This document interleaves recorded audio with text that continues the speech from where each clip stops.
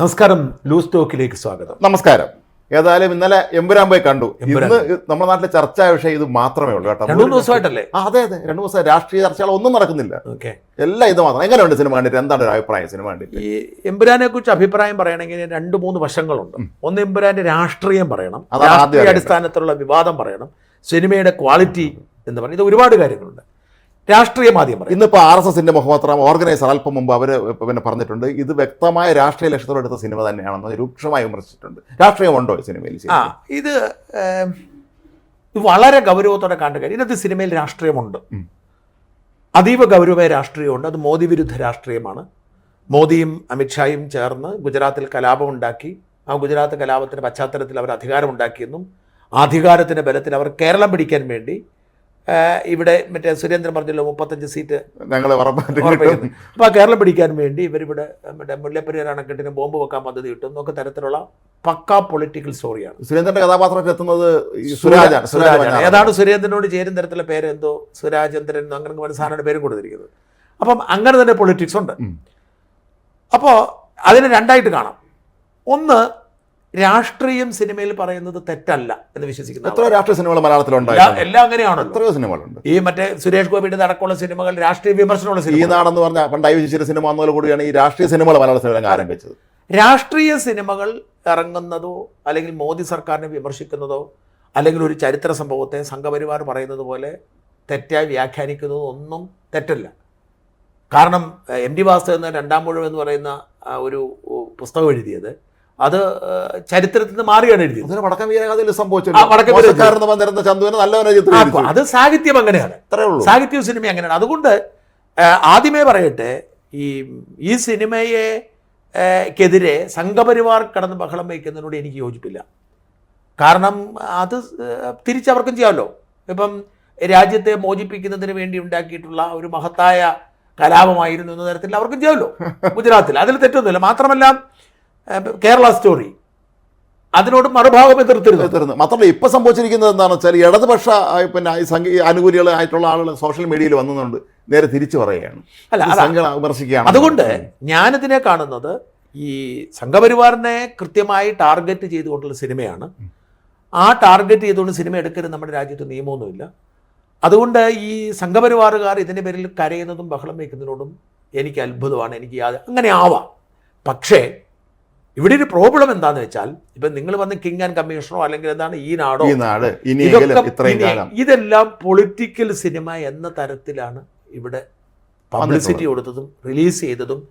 അതിൽ താല്പര്യമുള്ളവരൊക്കെ കൊണ്ട് എനിക്ക് തോന്നുന്നത് ആന്ധ്രാപ്രദേശിലെങ്ങാണ്ട് തെരഞ്ഞെടുപ്പിന്റെ തൊട്ട് സമയത്ത് മമ്മൂട്ടി ഡോക്ടർ YS രാജശേഖര റെഡ്ഡിയുടെ സിനിമ എടുത്തിരുന്നു.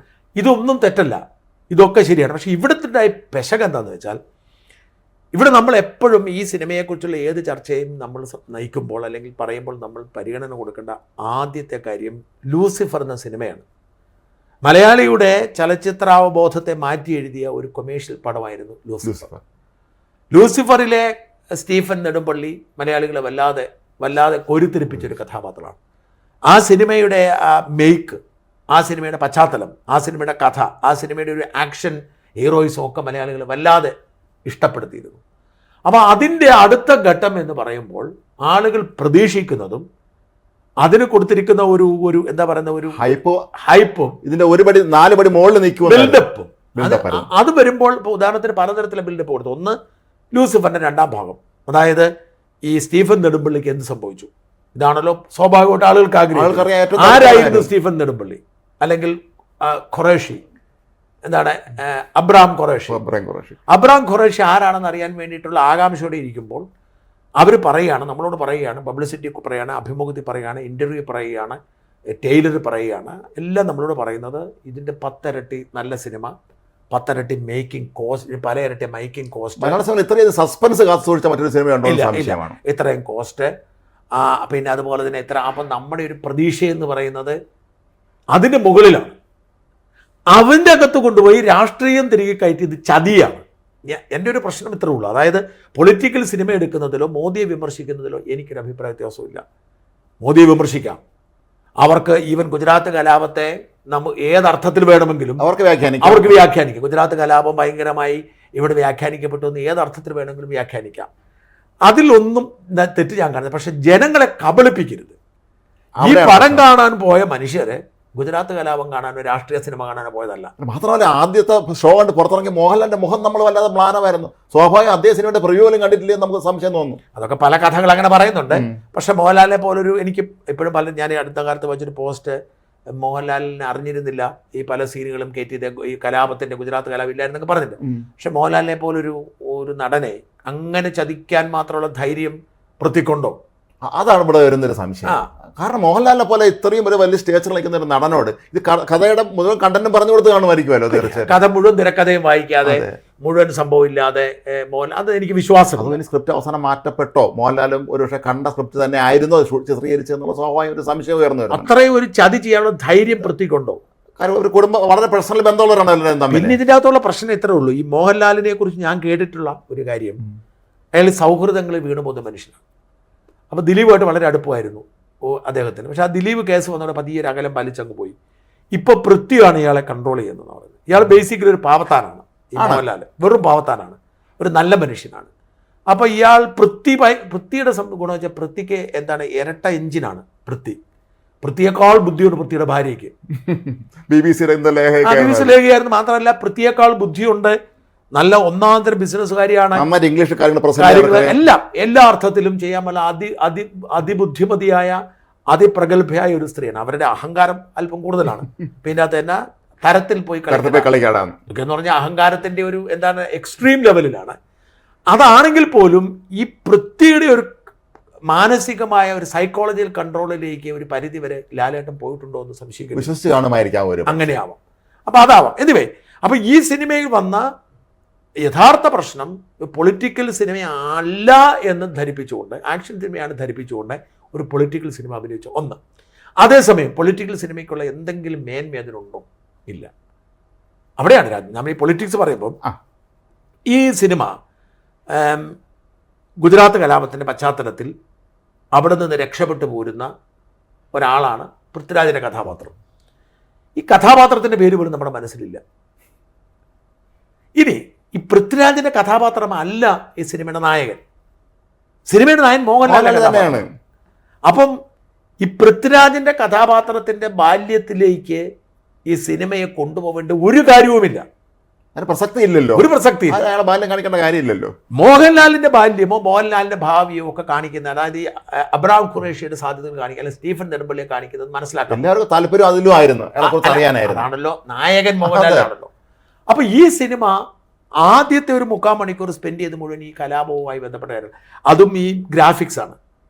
അത് ഒരു തരത്തിലും നമുക്ക് അതിന്റെ അഗ്നി പടരുന്നു നമ്മളെ ഫീൽ ചെയ്യിപ്പിക്കുന്ന ഒരു സാധനമല്ല. ഒരു ക്രൂരതയുണ്ട്, സ്ത്രീകളെ ബലാത്സംഗം ചെയ്യുന്നൊക്കെ പറഞ്ഞ് അവിടെ ഒരു തമാശയുണ്ട്. സെൻസർ ബോർഡ് അംഗം മഹേഷ് പറഞ്ഞത് ഇതിൽ 20 മിനിറ്റോളം ഉണ്ടായിരുന്ന 20 സെക്കൻഡോളം ഉണ്ടായിരുന്ന റേപ്പിന്റെ ലെങ്ത് കുറച്ചു എന്നാണ് അവർ പറയുന്നത്. ആയിക്കോട്ടെ, പക്ഷെ എങ്കിലും ഞാൻ പറഞ്ഞത് ഒന്ന്, ഇതിനെ അവതരിപ്പിച്ചിരിക്കുന്ന ഒരു രീതിയുണ്ട്. ഈ രീതി നമുക്കൊരു ഒരു ഫീൽ ചെയ്യുന്നതല്ല. ഗ്രാഫിക്സ് എന്ന് പറഞ്ഞാൽ ഒരു സ്റ്റാൻഡേർഡ് ഗ്രാഫിക്സ് അല്ല. അപ്പം ഇതൊരു ഒരു തരത്തിലും നമ്മൾ പുഷ്പയെ കാണണം. പുഷ്പയിലെ വില്ലനാണ് യഥാർത്ഥ ഹീറോ, നമ്മുടെ ഫഹദിന്റെ ഓരോ നോട്ടവും, ഫഹദിന്റെ അലർച്ചയും, ഫഹദിന്റെ നടപ്പ്. മറ്റേ കാല് വയ്യാതാണ് ഫഹദ് അവിടെ ചെന്നിരുന്നത്, ഒറ്റയ്ക്കാണ് ഇവന്മാരുടെ ഫഹദ് ചെല്ലുന്നത്. ഈ സീൻ എന്നൊക്കെ പറഞ്ഞാൽ നമ്മൾ കോൾമേർ കൊണ്ടുപോകും. അങ്ങനെ ഒരു വില്ലൻ കഥാപാത്രത്തിന് പകരം ടിപ്പിക്കൽ ഒരു വില്ലനാണ് ഇവിടെ വന്നിരിക്കുന്നത്. കലാപത്തിന്റെ പച്ച ഇതൊരു 3/4 മണിക്കൂറോളം ബോറടിപ്പിക്കുന്ന ഒരു സാധനമാണ്. അതിന് ആദ്യ പകുതി വളരെ ബോറടിപ്പിച്ച തരത്തിലാണ്. ഇനി ഈ സിനിമയുടെ തുടക്കം പോലും ഒരു ആക്ഷൻ സീനുണ്ട്. എന്തിനാണ് ആ ആക്ഷൻ സീൻ തുടക്കത്തിൽ കാണിക്കുന്നത് നമുക്കറിയത്തില്ല. പിന്നീട് ആക്ഷൻ സീൻ വീണ്ടും റിപ്പീറ്റ് ചെയ്യുന്നുണ്ട്. അപ്പം ഈ ആദ്യം എന്തിനു വേണ്ടി അത് വളരെ വിചിത്രമായ രീതിയിൽ, അതായത് ഞാൻ ഈ സിനിമയെ കണ്ട ഒരുപാട്, ഒന്ന് ഞാൻ പൊളിറ്റിക്സ് പറയാം. ഉദാഹരണത്തിന് സുരേന്ദ്രൻ എന്ന് പറയുന്ന തരത്തിൽ നമ്മുടെ കഥാപാത്രത്തെ അവതരിപ്പിച്ചിട്ടുണ്ട്. സുരേന്ദ്രൻ എന്ത് റോളാണ്, ഒരു റോളുമില്ല. അത് അതുപോലെ തന്നെ പിണറായിയുടെ ഒരു ഡാൻസ് വരെ തിരുവാതിര കാണിക്കുന്നുണ്ട് ചുമലിട്ടുള്ളത്. അപ്പൊ ഇതൊക്കെ ഇങ്ങനെ രാഷ്ട്രീയം അവതരിപ്പിക്കാൻ, ബോധപൂർവ്വം രാഷ്ട്രീയം അവതരിപ്പിക്കാൻ ശ്രമിക്കുന്നതല്ലാതെ ഡോക്യുമെന്ററി പോലെ ആ ഒരു ആദ്യം ഒരു വിശദീകരണവും ഒരു മറ്റേ ഒരു ആങ്കറിങ്ങും ഒക്കെ അറുബോർ. അതേസമയം നമ്മളിതിനെ ഇതിന്റെ ഏറ്റവും വലിയ പ്രശ്നം വെച്ചാൽ ഈ ഒരുപാട് സംഭവങ്ങൾ ഷൂട്ട് ചെയ്തിട്ട് അതെല്ലാം കൂടെ കൊണ്ട് മിക്സ് ചെയ്ത് പരസ്പര ബന്ധമില്ലാതെ അവതരിപ്പിക്കുന്ന ഒരു സിനിമ. അതേസമയം ഇൻഡിവിജ്വൽ ചില സെഷൻസ് എടുത്താൽ നല്ല ഹൈ ക്വാളിറ്റി ഉണ്ട്. ഉദാഹരണത്തിന് ഹോളിവുഡ് സിനിമയുടെ സ്റ്റാൻഡേർഡുള്ള പല സീൻസും ഉണ്ട്, പല രംഗങ്ങളും നല്ല ഹോളിവുഡ് സിനിമയുടെ സ്റ്റാൻഡേർഡുള്ള നല്ല സാധനം. പക്ഷേ ഓവറോൾ എടുത്ത് നോക്കിക്കഴിഞ്ഞാൽ ഒരു അറുബോറൻ സിനിമ. കഥയില്ല, തിരക്കഥയില്ല, സംഭാഷണമില്ല, ഡയലോഗില്ല. ഇപ്പം മോഹൻലാലിൻ്റെ നിന്റെ തന്തയല്ല എൻ്റെ തന്ത, ഈ ഒരൊറ്റ ഡയലോഗ് മാത്രം മതി ലൂസിഫറിനെ ഓർത്തിരിക്കാൻ. അത്തരം ഒരു ഡയലോഗുമില്ല. അത് ആർക്കോ വേണ്ടി എന്തൊക്കെയോ സമൂഹ മാധ്യമങ്ങളിൽ ലാലിന്റെ ആരാധകർ പലരും വിമർശിക്കുന്നതാണ്. ലാലേട്ടന് സംഭാഷണം പോലും ഇല്ല എന്ന് പറഞ്ഞ വിമർശിക്കുന്നത്. ലാലേട്ടന് അതിനകത്തൊന്നുമില്ല. ആകെപ്പാടെ സിനിമയ്ക്കകത്ത് പക്വതയുള്ള ഒരു കഥാപാത്രം മഞ്ജു വാര്യരുടെ കഥാപാത്രം. മഞ്ജു വാര്യരുടെ കഥാപാത്രത്തിൻ്റെ പ്രസൻറ്റേഷനും അതിൻ്റെ ഒരു പാകതയും പക്വതയും ഒക്കെ നല്ല. അല്ലാതെ ഈ സിനിമയ്ക്കകത്ത് നമുക്ക് ആ സിനിമ മനസ്സിലിരിക്കാനും ഇടയ്ക്ക് ഉറക്കം വന്നു. ഞാൻ പറഞ്ഞു, എനിക്ക് ആദ്യ കാലത്ത് കുറിച്ച് ഇടയ്ക്ക് ഉറക്കം വന്നു. ഈ സിനിമയെക്കുറിച്ച് മറ്റു പലരും പറഞ്ഞത് ഇതിന്റെ സംഗീതം അസഹ്യമായിരുന്നു എന്നാണ്, ഇതിന്റെ പശ്ചാത്തല സംഗീതം. അതിന് മലയാളത്തിൽ പറഞ്ഞ അൺസഹിക്കുന്നു, മറ്റേ ഇംഗ്ലീഷ് പറഞ്ഞ ഹൊറിബിൾ. അതായത് ഇതിന് 1-2 പാട്ടാണ് ഉള്ളത്. എമ്പുരാനി എന്നുള്ള പാട്ടൊക്കെ കേട്ടാൽ ആദ്യം ഒരു പെങ്കൊച്ചിന്റെ പൃഥ്വിരാജിന്റെ ചേട്ടന്റെ മറ്റേ ഇന്ദ്രജിത്തിന്റെ അത് കേൾക്കാം. അത് കഴിഞ്ഞാൽ അലർച്ച. വേറൊരു ശബ്ദത്തിലാണ് നീട്ടി വിളിക്കുന്നത്. ആരോട് പറയുന്നു? ഉഷാവുപ്പ പാടുന്നെന്ന് പറയുന്നുണ്ട്. പുരുഷന്റെ ശബ്ദം അറിയത്തില്ല. അല്ല, അത് പുരുഷൻ തന്നെയാണെന്ന് തോന്നുന്നു. നീട്ടി അങ്ങ് വിളിക്കുകയാണ്. ആ ശബ്ദം, ആ പാട്ടിലെ ശബ്ദം നമുക്ക് ഒരു വരി പോലും നമ്മുടെ മനസ്സ് നീക്കത്തില്ല ഒരു പാട്ടും. ഇനി പശ്ചാത്തല സംഗീതവും, ഈ സിനിമയിൽ ഇടയിൽ നീളമുള്ള ഈ പശ്ചാത്തല സംഗീതം ഉണ്ടല്ലോ, എന്തൊരു അൺസഹിക്കബിൾ. സുഹൃത്ത് പറഞ്ഞു, തിയേറ്ററിൽ പുതിയ DTS സംവിധാനം നമ്മളല്ലാതെ ചെവിക്കിട്ട് അടിക്കും പോലെ തോന്നുന്നുണ്ടായിരുന്നു. ഞാൻ പറഞ്ഞ ചെവിക്കടിച്ചോട്ടെ, കേൾക്കുമ്പോൾ അതിനൊരു സുഖം വേണം, ഒരു ഭയം. നമ്മൾ ഈ ചില സീൻ അനുസരിച്ചുള്ള ഭയം ഉണ്ടാവണം. ഇതൊന്നുമില്ല. അതുപോലെ ചില സീനൊക്കെ ഞാൻ പറഞ്ഞത് ഇവർ എഡിറ്റ് ചെയ്ത് കളയാൻ കുറേ നേരം ബോറായിട്ടാണ് സിനിമ. അതേസമയം വാരിക്കോരി കാശ് കളഞ്ഞിട്ടുണ്ട്. വിമാനവും ഹെലികോപ്റ്ററും. വിദേശ രാജ്യങ്ങളിലൊക്കെ പോയി ഷൂട്ട് ചെയ്തല്ലേ? എത്ര 6-7 രാജ്യങ്ങൾ, യമനിലെ, ഇറാഖിലെ, ലണ്ടനിലെ, സെനഗലിലെ. ഇനി ഇതൊക്കെ സത്യമാണോ? ഇപ്പം ഈ പറയുന്ന അപ്പാച്ചെ ഹെലികോപ്റ്റർ ഇത് ഒറിജിനൽ ഹെലികോപ്റ്റർ തന്നെയാണോ? അതോ ഇത് മറ്റേ എന്താ പറയുന്നത് സ്റ്റുഡിയോ ചെയ്താൽ അറിയത്തില്ല. പക്ഷെ അങ്ങനത്തെ കുറേ സാധനമുണ്ട് ഇതിൻ്റെ അകത്ത്. എന്താണ് ഈ നായകനായ ഇബ്രാഹിം ഖുറേഷി എന്ത് കച്ചവടം ചെയ്യുന്ന പോലും മനസ്സിലായിട്ടില്ല. ഇയാൾ മയക്കുമരുന്നിന് എതിരാന്ന് പറയുന്നു, ഇയാൾ മയക്കുമരുന്ന് കടത്തുകാരനാന്ന് പറയുന്നു, ഇയാൾ എന്ത് പണി, ഇയാളുടെ കൺട്രോളിലാണിതെല്ലാം എന്ന് പറയുന്നുണ്ട്. ഇയാൾ എന്ത് പണി എന്ന് പറയുന്നില്ല. ഈ സിനിമയെ ബന്ധപ്പെട്ട് വരുന്ന മറ്റൊരു പ്രധാനപ്പെട്ട കാര്യമാണ് ഇതിന്റെ മുടക്കുമുതലെല്ലാം കുറിച്ച്. അതിലേക്ക് വരാം. അതിന് മുമ്പ് സിനിമയിൽപ്പെട്ട ഒരു അനാവശ്യമായ ഉദാഹരണത്തിന് ഞാൻ ഇന്റർവ്യൂ വായിച്ചു ആന്റണി പെരുമ്പാവൂരിന്റെ. ആന്റണി പെരുമ്പാവൂർ പറയുന്നത് ലണ്ടൻ ട്യൂബിൽ പോയി അവരെ ഒരു ദിവസം ഒരു സ്റ്റോപ്പ് ചെയ്യിപ്പിച്ചത്. എന്തിന്? ശരിയാണ്, ഒരു ദിവസം അവിടെ ലൈൻ വരെ സ്റ്റോപ്പ് ചെയ്യിപ്പിച്ച ഷൂട്ട് ചെയ്ത് പറയുന്നുണ്ട്. ഇപ്പം ലണ്ടൻ ട്യൂബ് എന്ന് പറയുന്നത് നമ്മുടെ എപ്പോഴും ഇഷ്ടംപോലെ ലൈനുണ്ട്, അണ്ടർഗ്രൗണ്ടിലൂടെയാണ് ഓരോ മിനിറ്റും ഇങ്ങനെ ട്രെയിൻ പോയിക്കൊണ്ടിരിക്കുന്നതാണ്. അവിടെ ഒരു ട്യൂബ് ലൈൻ നിർത്തി വെക്കണമെങ്കിൽ അതിൻ്റെതായ പണം കൊടുക്കണം, ചിലവ് മുടക്കമൊക്കെ ഉണ്ട്. അപ്പോൾ ഒരു ട്യൂബ് മുടക്കി വെച്ച് ഷൂട്ട് ചെയ്യാൻ ഇവർ ഒരുപാട് കഷ്ടപ്പെട്ട് ഒരുപാട് മുടക്കായെന്ന് പറയുന്നുണ്ട്. അതിൻ്റെ പ്രസക്തി എന്താണ്? അതായത് ഇതിൽ ഒരു കഥാപാത്രം, അതായത് ഈ 2 കഥാപാത്രങ്ങളെയും ഒരുമിച്ചാണ് ഇതിൻ്റെ നായകൻ നേരിടുന്നു. ഞാൻ അതിൻ്റെ പേര് ഡീറ്റെയിൽ. അതിൽ ഒരാൾ കൊല്ലപ്പെടുന്നു, ഒരാൾ മരിക്കുന്നില്ല. വേണമെങ്കിൽ അപ്പം തന്നെ അയാളെ കൊല്ലായിരുന്നു. അത് കഴിഞ്ഞ് അയാൾക്കൊരു റോളുമില്ല. പിന്നീട് കൊല്ലാൻ തീരുമാനിച്ചു വെച്ചോളൂ. ഇയാളെ കൊല്ലാൻ തീരുമാനിച്ചാലും ഇയാൾക്ക് ബോംബെയിലോ അല്ലെങ്കിൽ കൊച്ചി MG റോഡിൽ എവിടെ വേണമെങ്കിലും കൊല്ലപ്പെട്ട് വീഴാം. രാമോജി ഫിലിം സിറ്റി പോയാൽ എന്തും ചെയ്യാം ആണ്. അല്ല ഇയാൾ എന്തിനാണ് ഇയാളുടെ ബോഡി കാണാൻ വേണ്ടി മാത്രം ലണ്ടൻ ട്യൂബ് എത്തിച്ച് അതിന് വേണ്ടി തന്നെ മുടക്കിയെന്ന് അറിയില്ല. അപ്പം ഇതിൽ ഞാൻ മനസ്സിലാക്കിയൊരു കാര്യം അതാണ്. അതുപോലെ തന്നെ ഒരുപാട് പിന്നെ വിചിത്രമായ വേറെ ചില സീൻസ് ഉണ്ട്. ഞാൻ എൻ്റെ രാവിലത്തെ ഒരു വീഡിയോ പറഞ്ഞിരുന്നു. അതായത് ഇതിൻ്റെ നായിക ഒരു വലിയ പ്രതിസന്ധിയിൽ ഭയങ്കര ഈ ലോജിക്കിനെ കുറിച്ച് ചിന്തിച്ച് നമ്മൾ ചിരിച്ചു മണ്ടു. അപ്പോൾ പിന്നെ നമ്മൾ ലോജിക്ക് വേണ്ട. കാരണം ഞാൻ അതിനെ പുഷ്പയുടെയും ബാഹുബലിയുടെയും മറ്റേ AGM എന്താണ് KGF ഒക്കെ ഒരു പശ്ചാത്തലത്തിൽ നമ്മൾ കാണണം. നമ്മൾ ആ സങ്കല്പത്തോടെ ഈ സിനിമ കാണാൻ പോകുന്നത്. അപ്പം എനിക്ക് അതിലാണ് യഥാർത്ഥ സങ്കടം. അതായത് ഇത് വല്ലാത്തൊരു മാറ്റമാണ്. അതായത് മലയാള ഭാഷയുടെ ഒരു പരിമിതി, അല്ലെങ്കിൽ മലയാളത്തിൻ്റെതല്ല, തമിഴിനൊക്കെ പിന്നെയുണ്ട്. തമിഴിനെന്ന് പറഞ്ഞാൽ ജപ്പാനിൽ വരെ തമിഴ് ഹീറോ, സിംഗപ്പൂർ, മലേഷ്യ എല്ലായിടത്തും ശ്രീലങ്ക പലയിടത്തും ഉണ്ട്. പക്ഷെ മലയാളത്തിന് അങ്ങനെ ഒരു സ്ഥലമില്ല. അപ്പോൾ ഈ പശ്ചാത്തലത്തിൽ ഈ പരിമിതിയെ മറികടക്കാനുള്ളൊരു വഴി ഇപ്പോൾ മലയാളത്തിൽ ഈ ഇല്ലാത്തതിൻ്റെ പ്രശ്നം നമുക്ക് നല്ല എഴുത്തുകാർ നമുക്കുണ്ട്. ബഷീർ, വിജയന്, അല്ലെങ്കിൽ MT, ഇതൊക്കെ ഈ മലയാളത്തിൻ്റെ പരിമിതി നിന്ന് പോയതാണ്. അപ്പോൾ ഈ സിനിമയിൽ ഈ പരിമിതിയെ മറികടക്കാനുള്ള ഒരു കൺസെപ്റ്റാണ് ഈ പാൻ ഇന്ത്യൻ സിനിമ എന്ന് പറയുന്നത്. അപ്പം KGF-ഉം അല്ലെങ്കിൽ ഈ പറയുന്ന ബാഹുബലിയും പുഷ്പയും ഒക്കെ അത് മറികടന്നു. അവരുടെ സിനിമയുടെ ബേസിക് നേച്ചർ നിലനിർത്തി. അതായത് ഈ പറയുന്ന പുഷ്പ ഇങ്ങനെ തലയൊക്കെ എടുത്തുകൊണ്ട് പോകുന്നു, മറ്റേ ലോറി മറ്റേ പുഴയെക്കൂടെ ലോറി ഓടിക്കുന്നു, പറന്നു വരുന്നു, ഇതൊക്കെ. അപ്പം ഈ അവിശ്വസനീയമായ തെലുങ്ക് സിനിമയിലുള്ള എല്ലാ സംവിധാനങ്ങളും നിലനിർത്തിക്കൊണ്ട് തന്നെ അതിനൊരു പാൻ ഇന്ത്യൻ പരിവേഷം കൊടുത്തു. ആ ഒരു ഓപ്പർച്യൂണിറ്റി ആയിരുന്നു വാസ്തവത്തിൽ ഇവർ നഷ്ടപ്പെടുത്തിയത്. ഇത് മലയാള സിനിമ മാത്രമായി ചുരുങ്ങി. മലയാള സിനിമ മാത്രം ഇവർ പാൻ ഇന്ത്യ ആക്കാൻ വേണ്ടിയിട്ട് അവർക്ക് ഒരു ഇൻട്രസ്റ്റും ഇല്ലാത്ത ഗുജറാത്ത് കയറി പിടിച്ചു. ഇവർ എന്തിനാണ് ഗുജറാത്ത് പിടിച്ചത്? ഈ സിനിമയ്ക്ക് ഒരു തരത്തിലും യോജിക്കാത്ത ഗുജറാത്ത് കഥ പിടിച്ച് പാൻ ഇന്ത്യ ആക്കാനാണ്. ആദ്യം മുഴുവൻ ഹിന്ദിയാ സംഭാഷണം. ഈ ഹിന്ദി സംഭാഷണത്തിൻ്റെ ലക്ഷ്യം എന്ന് പറയുന്നത് പാൻ ഇന്ത്യൻ സിനിമ എന്ന നിലയിൽ ഹിന്ദി മാർക്കറ്റിൽ ഓടാനാണ്. പക്ഷേ ബുദ്ധിയുള്ള ആരും ആ സിനിമ കാണത്തില്ല. അവർക്ക് അതുപോലെ ബോറാണ് ഈ സാധനം. അപ്പം എങ്ങനെയാണ് ഒരു സിനിമ പാൻ ഇന്ത്യൻ ആക്കേണ്ടതെന്ന് ഇവരെ പുഷ്പയും ഈ പൃഥ്വിരാജ പുഷ്പയും KGF ഒക്കെ കണ്ടാൽ മനസ്സിലായത്. അപ്പം അതിൻ്റേതായ ഒന്നുമില്ല. ഇവിടുത്തെ സുരേന്ദ്രനെ കുറിച്ചും മറ്റേ അത്തരത്തിലുള്ള പ്രാദേശിക രാഷ്ട്രീയം ഉയർത്തിയിട്ട് ഒരു കാര്യമില്ല. ബജ്രംഗി എന്ന് പറയുന്ന ഒരു കഥാപാത്രത്തെ ഇറക്കി. ബജ്രംഗി ആരാണെന്ന് വ്യക്തമല്ല. അമിത്ഷാ എന്ന പക്ഷേ വ്യക്തതയില്ല. ബജ്രംഗി എന്നൊരു കഥാപാത്രത്തെ ഇറക്കിയിട്ട് ഇവർ കാട്ടിക്കൂട്ടുന്ന ഈ കുറേ വെടിയും വെട്ടും കുത്തും കുറേ സംഭവങ്ങളുണ്ട്. അത് ഞാൻ പറഞ്ഞത് ഒരു തരത്തിലും നമുക്ക് ഒരു പ്രത്യേകിച്ച് ലൂസിഫർ കണ്ടതിൻ്റെ തുടർച്ചയായിട്ട് കാണാൻ മുഴുവൻ നിരാശരാകും. ലൂസിഫറിൻ്റെ 7 അയൽപക്കത്ത് കൊള്ളാൻ ഈ സിനിമയ്ക്ക് കൊള്ളത്തില്ല. അപ്പോൾ ഇവിടെ ശ്രദ്ധിച്ചൊരു കാര്യം, പിന്നെ ഒരു ഭാവം കൂടെ അതിനെക്കുറിച്ച് പറയേണ്ടതുണ്ട്. ഇപ്പം ഞാനീ പറഞ്ഞ നായികയെക്കുറിച്ച് നമ്മൾ പറഞ്ഞു. നായിക ഒരു അപകടത്തിൽപ്പെടുന്നു. അപകടത്തിൽപ്പെടുമ്പം എവിടെ നിന്നോ നായകൻ പറഞ്ഞെത്തുകയാണ് രക്ഷിക്കാൻ വേണ്ടിയിട്ട്. വളരെ വിചിത്രമാണ്. ഞാൻ പറഞ്ഞ ലോജിക്ക് ഞാൻ പുഷ്പയെ പോലെ കണ്ടാൽ മതി. വളരെ നായകൻ എങ്ങനെയോ എത്തുന്നുണ്ട്. നായകൻ ആ കറക്റ്റ് സമയത്ത്, അത് ഓർക്കണം, വെടിയുണ്ടയുടെയും മരണത്തിൻ്റെയും ആ വക്കിൽ നായകൻ രക്ഷപ്പെടുത്തുകയാണ്. രക്ഷപ്പെടുത്തി നായകൻ പോകുന്നു, പറന്ന് തിരിച്ചു പോകുന്നു. മറന്ന് തിരിച്ചു പോയ സമയത്താണ് പോലീസ് നായികയെ രക്ഷിക്കാൻ എത്തുന്നത്. അതുമായി ഒരു ബന്ധവും ഇല്ലാത്ത സീനാണ് പിന്നെ കാണിക്കുന്നത്. ആ കാണിക്കുന്നത് എവിടെയാണെന്ന് വെച്ചാൽ ഈ നായകൻ വേറെ എവിടെയോ ഒരു ഓപ്പറേഷൻ നേരത്തെ നടത്തിയൊരു ഓപ്പറേഷൻ്റെ സംഭവം ഇവിടെ കാണിക്കുകയാണ്. അപ്പോൾ നേരത്തെ നടത്തിയ ഓപ്പറേഷനാണ്. ഈ ഓപ്പറേഷൻ്റെ സൂചനയാണ് സിനിമ തുടങ്ങിയപ്പോൾ നമ്മൾ ആദ്യം കണ്ടത്.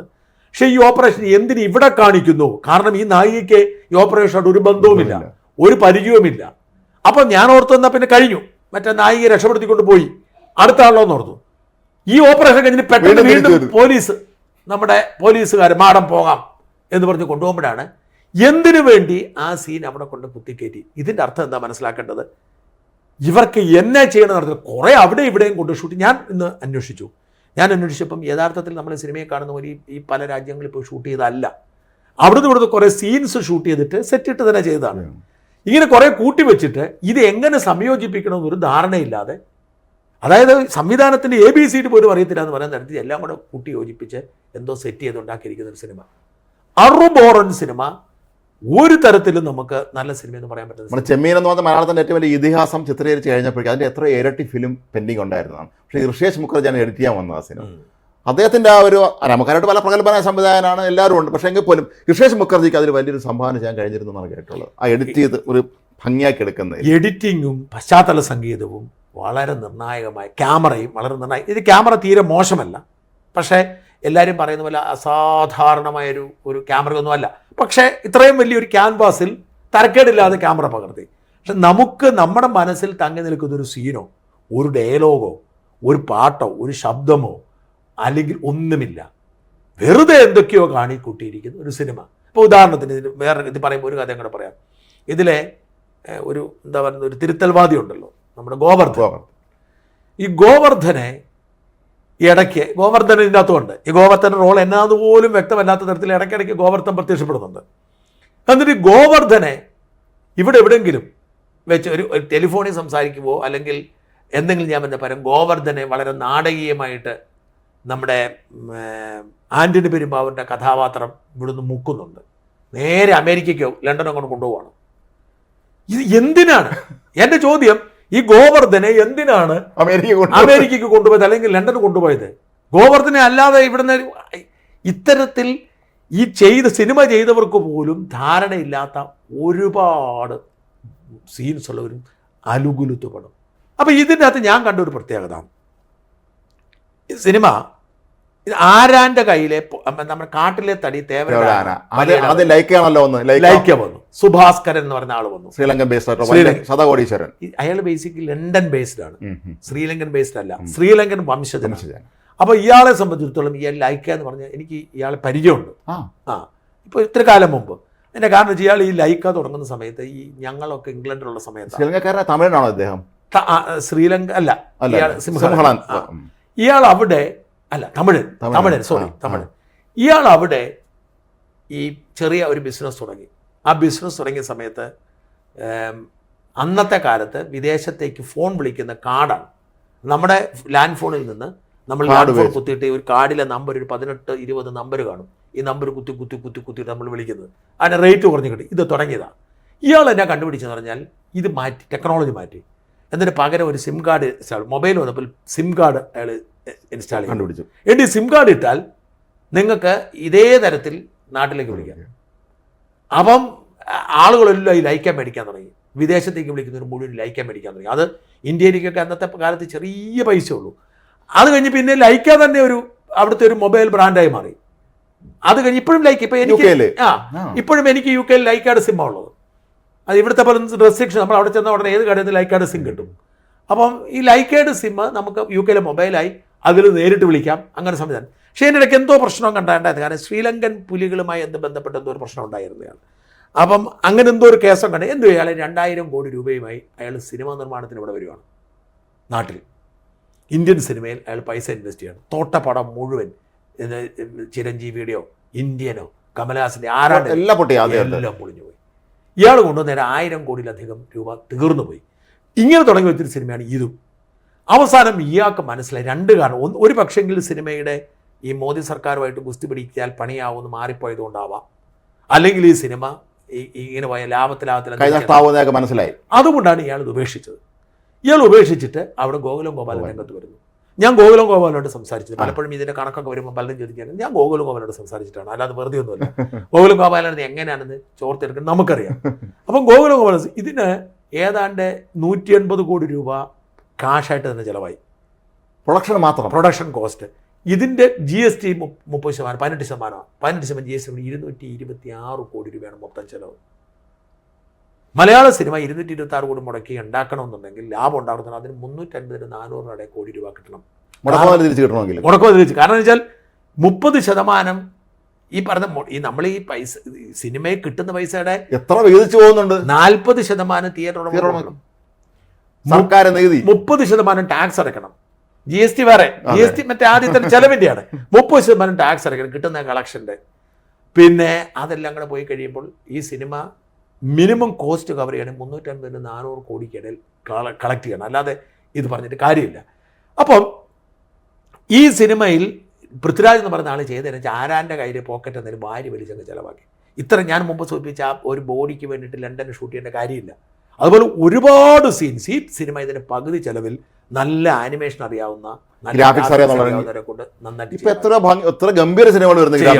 ബാഹുബലിയൊക്കെ ഗ്രാഫിക്സ് ആണ്. അപ്പോൾ ഇതും ഗ്രാഫിക്സ് ആകട്ടോ, ഇതൊക്കെ ഇവർ പറയുന്നുള്ളൂ, ഇങ്ങനെ കൂടെ കാണിക്കുന്നുള്ളൂ. അപ്പോൾ ഈ സിനിമ അനാവശ്യമായി ചെലവ് കൺട്രോൾ ചെയ്തെടുക്കുന്ന ഈ സിനിമ ഒരിക്കലും ലാഭത്തിലെത്തിക്കാൻ പറ്റത്തില്ല. ഇവർ എത്ര ശ്രമിച്ചാലും ഈ സിനിമ ലാഭത്തിൽ. ഇപ്പോൾ അതുകൊണ്ടാണ് ഇവർ നുണയായിട്ട് രംഗത്ത് വന്നത്. ഇപ്പോൾ പറഞ്ഞല്ലോ 48 മണിക്കൂർ കൊണ്ട് 100 കോടി കളക്ഷൻ. എങ്ങനെയാണ് രാജ്മോഹൻ? ഞാൻ ഇന്ന് തിയേറ്റർ ഉടമകളുടെ സംഘടനയിലെ ഒരു പ്രധാന നേതാവിനെ വിളിച്ചു. അപ്പോൾ അവരെന്നോട് പറഞ്ഞു 728 തിയേറ്ററിലാണ് ഈ സിനിമ സ്ക്രീനുകളിലാണ് പ്രദർശിപ്പിച്ചത്. 728 സ്ക്രീനുകളിൽ ഒരു ദിവസം 4 ഷോ ആവറേജ് വെച്ച്, ഞാൻ പറഞ്ഞു അതിൽ കൂടുതലുണ്ട്. ഇപ്പം എറണാകുളത്തും തിരുവനന്തപുരത്തും ഒക്കെ കൂടുതൽ ഷോ വെച്ചു. പക്ഷേ 4 ഷോ ഇല്ലാത്ത സ്ഥലങ്ങളുണ്ടാവും. ആവറേജ് 4 ഷോ വെച്ച് ഈ ഒരു ദിവസം ഫുൾ കപ്പാസിറ്റിയിൽ, മുൻവശം അല്ല, ഫുൾ കപ്പാസിറ്റി അതില്ല. ഞാൻ ഇന്നലെ കാണാൻ പോകുമ്പോഴും മുൻവശത്ത് ആളില്ല, പലരും പറയുന്നത് ആളില്ല. ഫുൾ കപ്പാസിറ്റിയിൽ ഓടിയാൽ 18 കോടി രൂപയെ കിട്ടത്തുള്ളൂ ഒരു ദിവസം. ഈ 18 കോടിയിൽ ഏതാണ്ട് 8 കോടി രൂപ ടാക്സാണ്, പിന്നെ 6 കോടി രൂപ ടാക്സാണ്, പിന്നെ 12 കോടി. ഈ 12 കോടിയിൽ 60% ഇവർക്ക് കിട്ടത്തുള്ളൂ, 40% തിയേറ്ററുകാരന് കൊടുക്കണം. പിന്നെ പബ്ലിസിറ്റി കോസ്റ്റ് ഒക്കെ വേറെ വരുന്നുണ്ട് കേട്ടോ. പിന്നെ ഇവരെല്ലാം ഇവിടെയെല്ലാം യാത്ര ചെയ്തു പോയി ഇതിന്റെ 7 കോടി രൂപ അല്ലെ 7.5-8 കോടി രൂപ മാക്സിമം ഒരു ദിവസം ഓടും. 2-ാം ദിവസം പിന്നെയും കുറയും, ക്യാൻസലേഷൻ ഒരുപാട് വന്നിട്ടുണ്ട്. എന്ന് വെച്ചാൽ ഒരു 14 കോടി രൂപയിൽ കൂടുതൽ ഈ സിനിമ 48 മണിക്കൂറിനുള്ളിൽ നിർമ്മാതാവിൻ്റെ പോക്കറ്റിലേക്ക് എത്തിയിട്ടില്ല. എങ്ങനെ എത്തിയാൽ ഫുൾ ഓടിയാലെ കഥയാണ് പറയുന്നത്. ഇന്നലെയൊക്കെ തന്നെ ഫ്രണ്ടിൽ ആൾ കുറവാണെന്നുള്ളത്. അപ്പം പിന്നെ ഇവർ പറയുന്ന കണക്ക് എന്താണെന്ന് വെച്ചാൽ ഇത് പ്രീ ബുക്കിങ്ങിൻ്റെ കോസ്റ്റ് ഉൾപ്പെടുത്തിയ പ്രീ ബുക്കിംഗ് എത്ര 5-6 ദിവസത്തേക്കാണ് പ്രീ ബുക്കിങ്. അപ്പോൾ ഈ ഇപ്പം പല രാജ്യങ്ങളിലും പ്രീ ബുക്കിംഗ് ഉണ്ടായിരുന്നല്ലോ. അത് പ്രീ ബുക്കിംഗ് കൂടെ കൂട്ടിയാണ് ഇവർ പറയുന്നത്. 100 കോടി ചിലപ്പം എന്നാൽ പോലും ആവത്തില്ല. ഞാൻ ഇന്ന് ഒരു നിർമ്മാതാവിനോടും ഒരു തിയേറ്റർ ഉടമയുടെ അങ്ങനെ 3-4 പേരോട് സംസാരിച്ച് അവർ പറയുന്നത് സിനിമ 100 കോടിയെ മാക്സിമം ഇത് കളക്ട് ചെയ്യും. കാരണം ഈ സിനിമയുടെ ആയുസ് അടുത്ത ആഴ്ച കൂടെ ഉള്ളൂ. റംസാൻ ആണല്ലോ, പെരുന്നാൾ ആയതുകൊണ്ട് കുറച്ച് ആ സമയത്തൊരു തിരക്കുണ്ടാവും. പിന്നെ ഈ പുതുതായി ഒരാളും ഈ സിനിമ റെക്കമെൻഡ് ചെയ്യുന്നില്ല, ഒരാൾ നല്ലത് പറയുന്നില്ല. അതുകൊണ്ട് പ്രീ ബുക്കിങ്ങിൻ്റെ ലഹരിയും പെരുന്നാളിൻ്റെ ലഹരിയും കഴിയുന്നതോടെ നെക്സ്റ്റ് വീക്കിനോട് ഈ സിനിമ അസ്തമിക്കും. ഇനി OTT പോലുള്ള കാര്യങ്ങൾ അവിടെയും പ്രശ്നമാണ്. കാരണം വലിയ ഗൗരവമേറിയ 2 വിഷയങ്ങളുണ്ട്. ഒന്ന്, സിനിമയുടെ ഈ ഒരു സിനിമയുടെ വരുമാനം എന്ന് പറയുന്നത് ഒന്ന് തിയേറ്റർ റിലീസ്, 2 ഓവർസീസ് റൈറ്റ്, വിദേശ രാജ്യങ്ങളിൽ. ഈ ചിലയിടങ്ങളിൽ മിക്കയിടത്തും ഇവർ തന്നെ GCCയിലൊക്കെ ഇവർ തന്നെയാണ് ഡിസ്ട്രിബ്യൂട്ട് ചെയ്യുന്നത്.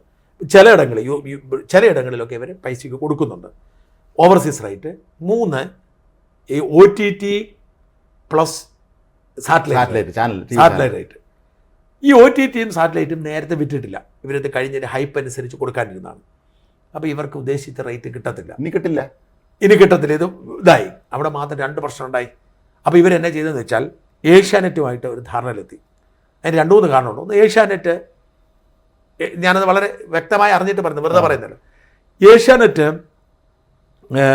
ബിഗ് ബോസ് അല്ലേ, ബിഗ് ബോസ് മോഹൻലാൽ ചെയ്തോണ്ട് ഏഷ്യാനെറ്റ് നിർത്തി. ബിഗ് ബോസ് വരുന്നില്ലല്ലോ, ബിഗ് ബോസ് ഇല്ലല്ലോ. അല്ല, അത് സീസണിലാണ്. ഈ ബിഗ് ബോസ് ഒക്കെ വരുന്നത് ഓരോ സീസണിലാണ്. ഇനി അടുത്ത സീസൺ വരാൻ പോകുള്ളൂ. അപ്പൊ കഴിഞ്ഞ സീസണിൽ മോഹൻലാൽ ബിഗ് ബോസ് അവതരിപ്പിച്ചതിന് ശേഷം മോഹൻലാൽ ഇനി ബിഗ് ബോസിൽ ഇല്ല എന്ന് പറഞ്ഞു. അപ്പൊ ബിഗ് ബോസിന് ക്ഷീണമാണ് മോഹൻലാൽ ഇല്ലാത്തത്. അപ്പോൾ മോഹൻലാലുമായി ബാർഗെയിൻ നടത്തിക്കൊണ്ടിരിക്കുമായിരുന്നു, പൈസയൊക്കെ കൂട്ടാം ഏഷ്യാനെറ്റ്. പക്ഷേ മോഹൻലാൽ ഇല്ല എന്ന് പറഞ്ഞു. പക്ഷേ ഇപ്പോൾ ഈ സിനിമ വന്നപ്പോൾ സാറ്റലൈറ്റ് എടുത്താൽ ബിഗ് ബോസിൽ ബിഗ് ബോസിന് വേറെ കാശ് കൊടുക്കണം. 1, സാറ്റലൈറ്റ് എടുക്കുക. 2, ഹോട്ട്സ്റ്റാർ, ജിയോ ഹോട്ട്സ്റ്റാർ ഏഷ്യാനെറ്റുമായിട്ട് കണക്റ്റഡ് ആണല്ലോ. അപ്പോൾ ഹോട്ട്സ്റ്റാർ ഈ OTT എടുക്കുക. അപ്പോൾ അങ്ങനെ ജിയോ ഹോട്ട്സ്റ്റാർ OTT എടുക്കും, ഏഷ്യാനെറ്റ് സാറ്റലൈറ്റ് എടുക്കും. പകരം മോഹൻലാൽ ബിഗ് ബോസ് 35 കോടിക്ക് ഇവർ ഏകദേശം ധാരണയിലെത്തി. ഞാൻ വളരെ കൃത്യമായിട്ട് ഇൻസൈഡ് സോഴ്സിൽ നിന്ന് അറിഞ്ഞത് 35 കോടിക്ക് ധാരണയിലെത്തി. പക്ഷേ ഇപ്പം കുഴപ്പത്തിലായി. 2-3 കുഴപ്പമുണ്ട്. ഒന്ന്, ഈ കേന്ദ്ര സർക്കാരിനെതിരെയുള്ള BJPക്കെതിരെ അതിശക്തമായ ഒരു വിമർശനം ആയതോടുകൂടി 2-3 പ്രശ്നമുണ്ടായി. ഒന്ന്, കേന്ദ്രം ഇടഞ്ഞാൽ ജിയോ കുടുങ്ങും, ജിയോ പിന്മാറാൻ സാധ്യതയുണ്ട്. 2, അതിനേക്കാൾ ഗൗരവമായ ഒരു വിഷയം, ഈ സാറ്റലൈറ്റ് സംപ്രേഷണം വേണം ബ്ലോക്ക് ചെയ്യാം. ഇതിൻ്റെ വയലൻസ് ഉണ്ട്, നിയമവിരുദ്ധ സാധനങ്ങളുണ്ട്. ഇപ്പം മറ്റേ മാർക്കോ അനുവദിച്ചില്ല. അതാണ് ഞാൻ പറയാൻ വന്നത്. ഇതേ പ്രശ്നം അവിടെയുണ്ട്. ഇത്തരം കാര്യങ്ങൾ ഒരു കാരണവശാലും TV ചാനൽ കാണിക്കാൻ കഴിയില്ല. അപ്പം മാർക്കോയ്ക്ക് പറ്റിയ വിധി ഇതിന് വന്നാൽ അത് ചീറ്റിപ്പോവും. അപ്പം പിന്നെ അവശേഷിക്കുന്ന OTTക്ക് ആ കുഴപ്പമില്ല. OTT കാരണം മാർക്കോ അവതരിപ്പിച്ച് OTTയുടെ ആകെപ്പാടെ ഇത്ര നിയന്ത്രണങ്ങളില്ല. പക്ഷെ അവിടെ ഒരു വലിയ കുഴപ്പമുണ്ടായി. അതായത് ഇതിന് ഒറിജിനൽ പ്രിന്റ്, അതായത് ഈ HD ക്വാളിറ്റി ഒറിജിനൽ പ്രിന്റിലേക്കായി. സാധാരണഗതിക്ക് ഒരു സിനിമ ഇറങ്ങിക്കഴിയുമ്പം ഞാൻ മാർക്കോയുടെ തിയേറ്റർ പ്രിന്റ് കണ്ട ആളാണ്. ഞാൻ UK പോയപ്പോൾ ഒരാളെന്നെ, ഞാൻ സിനിമ കണ്ട തിയേറ്ററിൽ നിന്ന് ഒരാളെന്നെ എൻ്റെ മാർക്കോയുടെ തിയേറ്റർ പ്രിന്റ്, ഇതിന് ക്വാളിറ്റി ഇല്ല. അതായത് തിയേറ്ററിൽ നിന്ന് റെക്കോർഡ് ചെയ്ത, പക്ഷെ ഒറിജിനൽ സാധനം ഡാർക്ക് വെബിൽ വന്നു. ഇത് സ്റ്റോപ്പ് ചെയ്യാനോട് പരാതി പോലും കൊടുത്തില്ല. കാരണം സ്റ്റോപ്പ് ചെയ്യാൻ പറ്റാതെ ഇവിടെ നല്ല ഇത് അപ്ലോഡ് ചെയ്തിരിക്കുന്നത്, ഇവിടെ നല്ല വിദേശത്തുനിന്നാണ് അപ്ലോഡ് ചെയ്യുന്നത്. അപ്പോൾ ഈ ഹൈ ക്വാളിറ്റി പ്രിന്റ് കാണാതെ മോഷണം പോകണമെങ്കിൽ ഈ സിനിമയിൽ അണിയറക്കാരും തന്നെ പോകത്തുള്ളൂ, അല്ലാതെ പോകത്തില്ല. ആരും കണ്ടിട്ടില്ല സാധനം, ആരും കണ്ടിട്ടില്ല. അപ്പോൾ ഇത് വരുമ്പോൾ, അതായത് 10 മണിക്കൂറായപ്പോൾ സിനിമ ഇത് വന്നു. ഇപ്പം എനിക്ക് എൻ്റെ വെബ് അഡ്രസ് അറിയാം. UK എനിക്ക് പരിചയമുള്ള വിദേശ മലയാളികൾക്കൊക്കെ എൻ്റെ വെബ് അഡ്രസ് അറിയാം. ഈ വെബ് അഡ്രസ്സിൽ പോയാൽ ഹൈ ക്വാളിറ്റിയിൽ ഫ്രീ ആയിട്ട് സിനിമ കാണാം.